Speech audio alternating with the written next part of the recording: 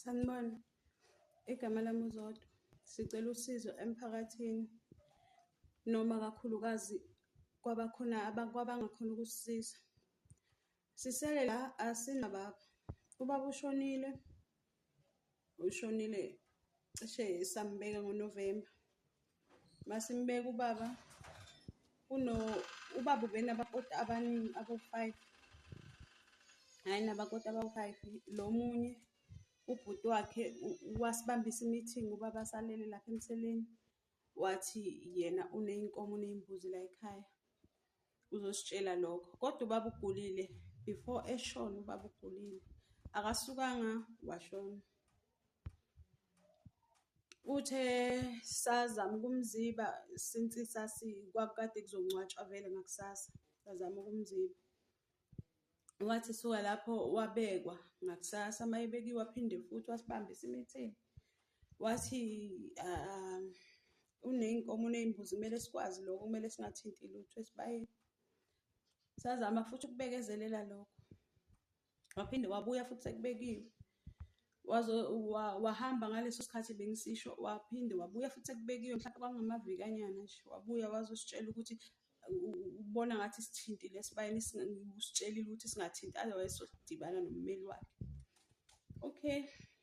Thina simtshela ukuthi ubaba thina wasitshela ukuthi wena awunazo inkomo la ekhaya, awunambuzi la ekhaya. Walwa-ke masimtshela leyo nto leyo walwa. Ngicabanga ukuthi njengoba ukuthi uyabona ukuthi akunandoda la ekhaya, omama laba abaningi ney'ngane zikababa kuphela. Walwa nje walwa. Okay. Sambiza safuna umtshela ukuthi ubhadareka kanjani imali yakhe yokuthi wathatha ubaba wamusa e-life esibhedlela. Nakhona wayefuna ukumusa ngapha eNewcastle. Kwazoba yimi ocomplainayo ukuthi asikho isivumelwano esathi ubaba akabheke eNewcastle. Isizathu senza ukuthi ngicomplainele lokho ingoba wayelokhu bemfuna ubaba bethi kunabodokotela basendlini abazomelapha.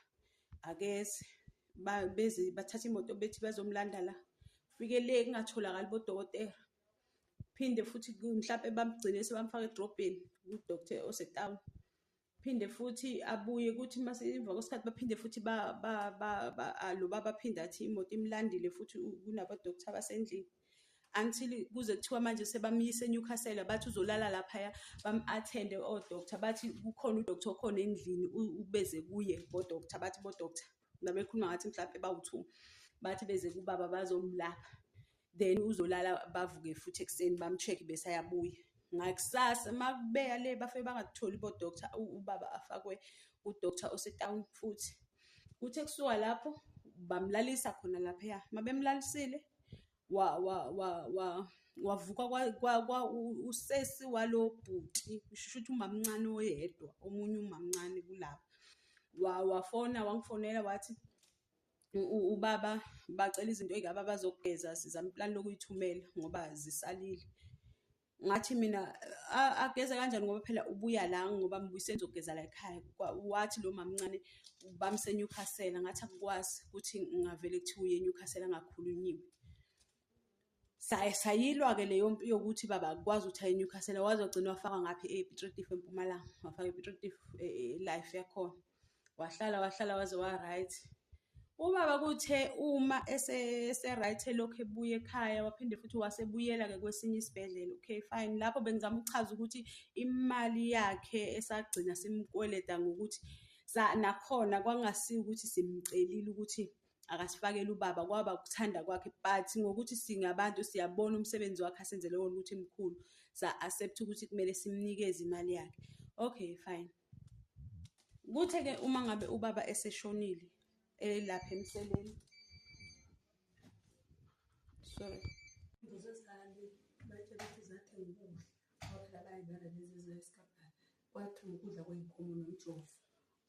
Yebo, ngicela ukubuya ngilichaze futhi. Sacela usizo. Umamncane lo ubhuti wakhe othathe izinto la akahlali la unomzi wakhe. Bathi umfazi kaBaba, ubaba unamakhosikazi awu5. Kuwo wonke lawo makhosikazi awu5 kushuthi lawa amanye awanamsebenzi noma awanalutho noma angazi ngiyibeka kanjani onezinto yilo oyedwa lo ubhuti wakhe eze wazothatha izinto zikababa. Bathatha lezi zinto zikababa bathi bakuthatha konke. If lapha ake ngibekise ngithi lapha bekuney'mbuzi, kule y'mbuzi nginayo mina imbuzi eyomntana wami eyayizohlawula umntanami because kukhona babezomhlawula khona. Ithathiwe bathi ngathi mangithi ngiyikhiphe bathi sithatha konke. Akuvumelekile ukuthi uthathe ngisho kodwa. Bebahamba namaphoyisa awu-3. Kube uye lo baba, ubhuti walo mamncane wethu, kube umamncane, kube umntanakhe, kube omunye umntwana futhi owabamupha yena. Mhla eshada ngokwesintu. Isitifiketi sakhe sithi never married, isitifiketi sikamamncane. But namhlanje inkantolo abathi ibagunyazile, bathi bagunyaze ukuthi bathathe konke ngoba yena ushadile. Sicela usizo emphakathini. Hayi kabi bafethu siyacela. Bogogo bagqokile kodwa bayakhala kuyimanje. Bathwele kanzima nangomunye ephuma lapha bawu-5 bebonke.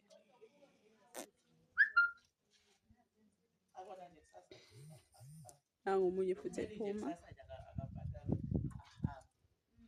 Ayoqala lo msebenzi awufuna nangomunye elandela. Shoda omunye uphumile lo munye owesi-4 sekuba owesi-5 lo bhuti oyilo ubhuti wakhe eze azothatha izinto. Ngiyabonga. Isicela usizo. La sashona lo baba. Kunendoda nje lokhu ibhizi ithi ifuna iy'nkomo zayo ney'mbuzi zayo ney'moto. Namhlanje konke bathi bazokuthatha konke nayi ne-breakdown. Eyakhe lo baba le breakdown nayo. Bathi bazothatha befike namaphoyisa. Baningi nje abantu abakhona. Baningi. Sicela usizo lweni bafethu. Bathi bazothatha nezimoto zikababa. Naye enye imoto ngapha. Bathi bazothatha izimoto zikababa. Besicela usizo bakuthuleleni. Asilutho ngaphandle kwenu. Because ubaba unabakoti abaningi. Enabakoti abaningi washada ngokwesintu. Lo oyi-1 laba abanye balotsholiwe abakashadi. So bathi lo bhuti belokhu ethi yena ukweledwa ubaba iy'nkomo ney'mbuzi ney'nkomo zakhe ney'mbuzi zakhe la ekhaya. Namhlanje sebasibuyela nencwadi ethi lo oshadile uyena ozothatha zonke izinto zikababa. Laba basele laba. Nangomunye uhleli phansi omunye usithele ngale Besibhekela angithi kusekhaya kithi la ngizoshutha lento engishuthayo. Uzolayishana. Sicela ukuthi nilinde bayeza bani. Hayi kabi. Umndeni wethu uyeza sisodwa la umndeni wethu uyeza. Nizosilinda nizoqhwakela nje ematsheni khona la nihlangana namatshe khona. Omunye usithele ngale Siyacela kakhulu sicela usizo lweni. Asilutho ma South Africans ngaphandle kwenu. Ngicela ukuthi uvo lwami luzwakale. Sicela ukuthi niselekelele ubaba since alele lapha emseleni lokhu kuyakhulunywa. Elele emseleni angakabekwa until waze wabekwa. Wabekwa kwabuya lo baba azothi yena unenkomo nezimbuzi singathinti lutho khakithi. Sabuza ukuthi kanjani khakithi. Uthi asuka lapho sithumela ngamaforum. Wathi amaforum awasilethela incwadi. Nayi i-truck i-breakdown iyaduma njengamanje. Wasithumela ngencwadi ukuthi incwadi ithi usingathinti lutho. Sathi asiyidinga incwadi akaye e-court. Kube i-court elizayo kithi. Yabo. Njengamanje nje shuthi bazela ukuzothatha zonke lezo zinto. Bafika nencwadi bafika nezimoto. Manje konke kwenzeka manje same time. Sicela